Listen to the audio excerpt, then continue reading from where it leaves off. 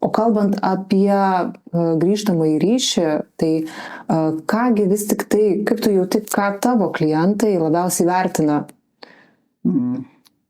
Žinoma, kiekviena situacija yra unikali, bet aš manau, kad svarbus visas procesas. Ar klientam pateikiami atsakymai, kada jiem jų reikia, ar jie žino, kas toliau vyks, kokios informacijos reikia iš jų ir taip toliau. Nes man svarbus ne vien galutinis rezultatas, bet visą tą baldų gamybos kelionę, tai 2-3 mėnesiai. Labai geras pavyzdys klientė Laura, kuriai tu mane ir rekomendavai. Tai nedidelis projektas, labai norėjosi nustebinti gerų terminų, bet tiekėjas neturėjo tam tikrų dekoro, tai teko terminą pakoreguoti. Žinoma, klientė informuota buvo prieš gerą mėnesį prieš tai liko patenkinta dėl komunikacijos, netgi paliko gražų viešą atsiliepimą.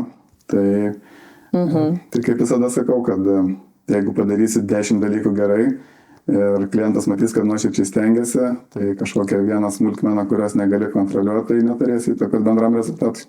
Labai gražiai pasakei, kad visas šis procesas tai yra kelionė. Tai linkiu, kad tos kelionės būtų kuo sklandesnės. Tikiu, kad bendradarbiausim ir ateityje. Žinoma, malonu, Daiva. Malonu.